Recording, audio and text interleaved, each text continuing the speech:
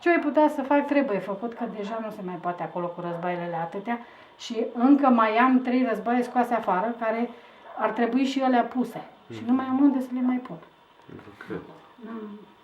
Asta e, eu am încercat să mențin chestia asta, să ne-am făcut cunoscuți, zic eu, bine, se poate și mai mult, dar față de cum era tot. N-am un spațiu de prezentare, vin clienții, marfa e în bagaj. Bine, cred că acum e în mașină, nici nu mai descărcă bărbatele. Îl întreb ce vreți să vă arăt, că nu poți să descarci toate sortimentele de marfă în care vreau o ie sau vreau un ștergar și așa îi duci, dar e totuși penibil să stai să-i scoți din bagaj. Deci, sufăr, a început să mă doară și chestia asta, dar acum dacă tot, oricum nu puteam să fac altceva. Am zis, mașina a fost nevoită să facem investiția asta. Așa, dar până la urmă, următorul pas, dacă nu va fi și nu se va putea face nimic, cu forțele noastre ce am putea face, vom face. Dar uite, asta așa cum o vedeți, a dus 100 de milioane acum câțiva ani. Și 100 de milioane erau bani pentru noi, adică. Dar bine, ne-a fost de folos că și cu vermișorii ne chinuiam. E mult mai ușor aici, frunza de dud am avut eu mai puțin, dar acum avem și frunză, aceea aproape nu ne mai ducem nu știu unde. Că s-au mai schimbat unele lucruri. Eu zic că ar trebui să se vadă niște roade. Deci, acum e adevărat că nu numai din Borangic trăim. Dar a început, anul ăsta ne-a adus ceva bănuți. Aproape că ne-a prins puțin în sezon cam descoperiți. Da. Am lucrat asta iarnă numai Borangic pentru cineva din Spania. E lucruri care nu se fac repede. Ne-a luat destul timp și ne-a găsit vara fără stoc Borangic.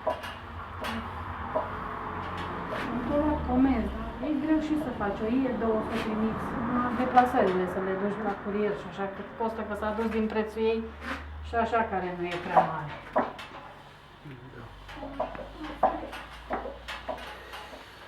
Dacă nu pun de tot pita.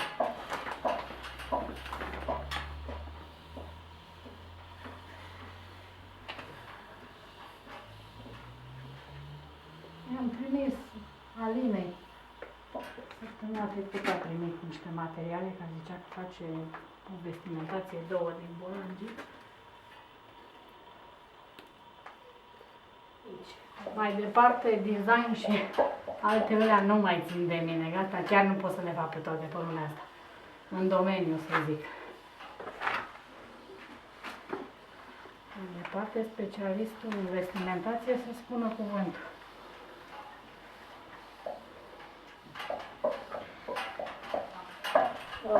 Fotometrajul manual este scump și rău nu le convine, având atâtea posibilități să ia materiale din afară, înălțime mare și la preț. Am făcut cineva, m-am dus până la Iași. Bine, cred că acolo a fost și altul scopul și interesul. M-a chemat până acolo să mă cheltuiesc atâta ca să-mi spună că ia de nu știu unde cu, nici nu mai știu, cu 5-7 euro metru. Să fim serioși și eu să fiu cel mai indulgentă și am făcut toate calculele posibile. Mi-aduc aminte și parcă mai puțin de vreo 16-17 euro nu puteam să iau. Dar asta însemna să lucrez degeaba și nu avea niciun rost. Și e situația în care eu aveam de lucru până la urmă, nu era aia. Deci ori cu, ori fără, eu de lucru tot aveam. Și nu. Bine, toată lumea, eu m-am cam și săturat. Toată lumea interesată, vai, viem de mătase, se dau bani pe proiecte europene cu nu știu ce, dar nimeni n-ar lua în serios treaba asta, ar profita numai de proiectul în sine și de bani, dar n-ar face efectiv chestia asta. Și atunci, eu n-am mai luat proiecte europene, am făcut ce am făcut, am văzut că mi-a plăcut. Acum,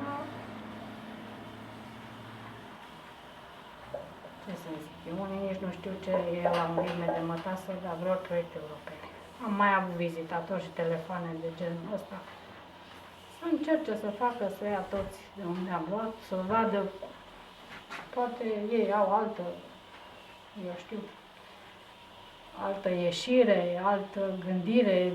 I-am mai întrebat, depinde ce vrei să faci. Da, crești verde de mătase, dar ce vrei să faci mai departe? Nu știu. Acum eu, a fiu sinceră, dacă nu m-aș fi apucat să șițesc gogoșile, ce-am fi făcut cu gogoșile? Cui le-am fi dat? Ce preț ar fi avut? Și nu merita. E și cu viermi de mătase, mai zic eu cum e în agricultură, cu creșterea animalelor. Degeaba crești vițelul și îl dai la altul și câștigă ăla, îl ciopățește și îl vinde la așa, dacă ăla câștigă mai mult decât tine.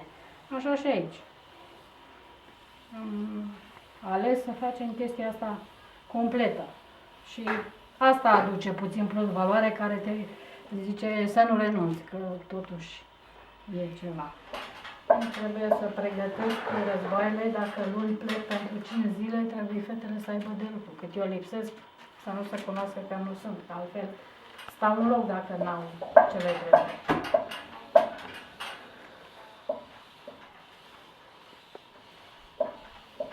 El atât nu putem renunța, că totuși e un târg, a fost un târg bun pentru noi, mai ales că acolo Borangicu merge, ne-au cunoscut oamenii și ne caută și am intrat și greu acolo. A trebuit ceva timp să intrăm. Când intri într-o horă, trebuie să te ții.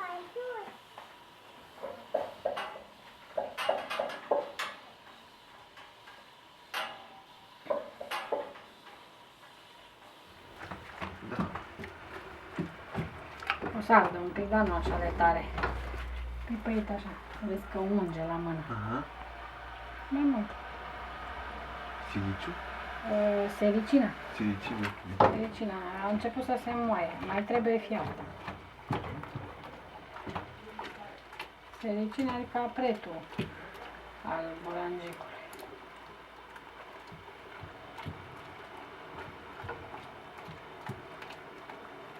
Eliminarea asta se face probabil la fabricile mari. Bătrânele de pe timpuri, eu cred că nu făceau, că nu se cunoaște și tot ce se găsește, vechi, marame și chiar și ei, dacă ar fi sau ștergare din borangic, toate sunt așa, cu sericina în el. Deci neeliminat. Nici nu se știa. E la masă. Asta am găsit eu citind undeva că se face fierbere și se elimină cu săpun de casă, de fapt. Unde am citit eu. Mai că eu fac mai simplu cu sodă, că suntem aici lângă fabrica de sodă și ne e mai la îndemână. Fiind și în secolul vitezei, merge mai repede. Acum trebuie să fiarbă aproximativ o jumătate de oră sau cât vrem, poate și mai puțin, dar mai rămâne sericină și nu se înmoaie atât de bine.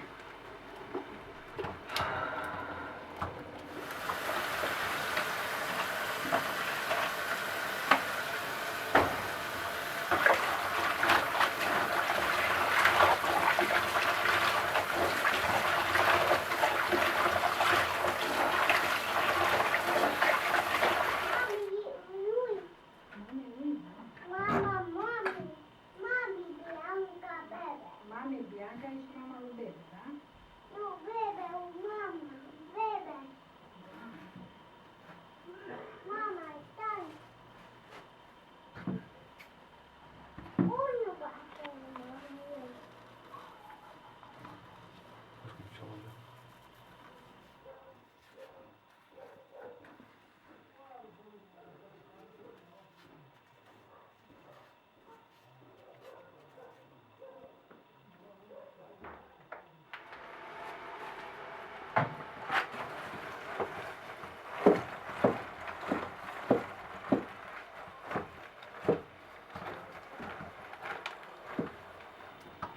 De vreo 10 creștem vermișorii și încet de la un an la altul am mai învățat să facem câte ceva.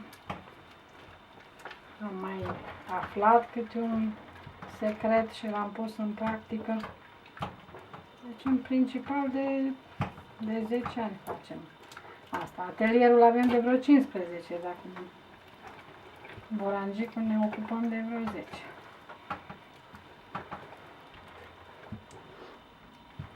Am perseverat.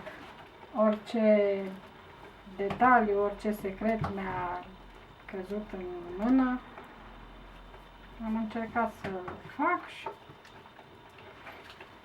în mare parte cred că mi-au și reușit. Acum, poate nu tot, mai este loc de perfecționare. Făcând totul manual, bine, mulți clienți mai găsesc câte un, le zic ei defecte, dar eu zic că nu sunt defecte, mai bine de așa nu se poate face în manual.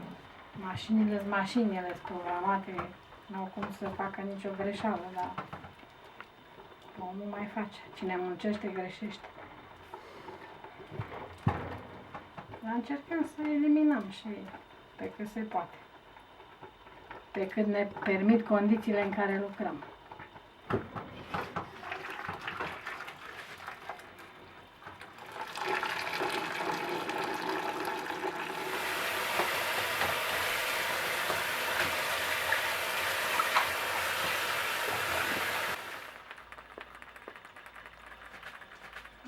Asta. Și salivă.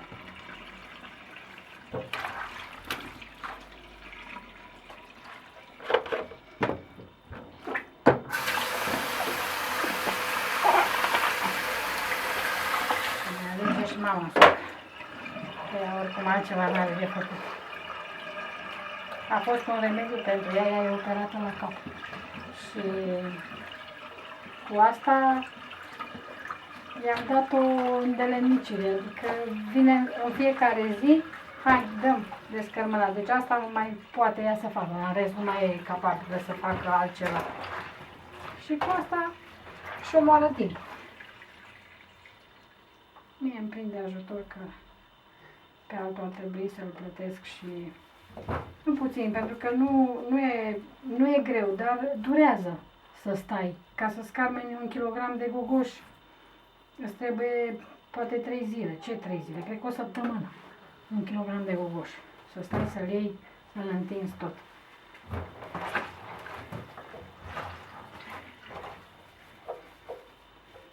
Îl punem la uscat și îl dăm în primire.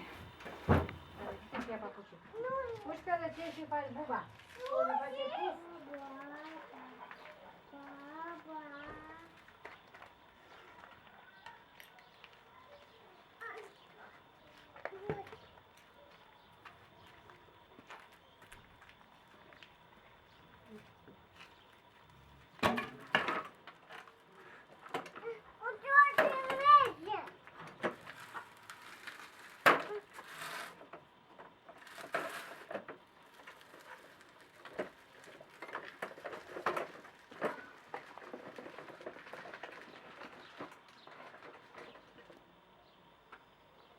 Să învață meserie, da?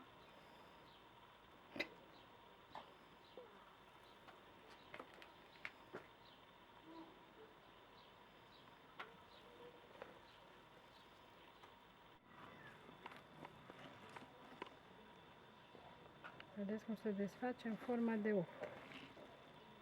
Bine, dacă se vede. Și e de jur împrejur.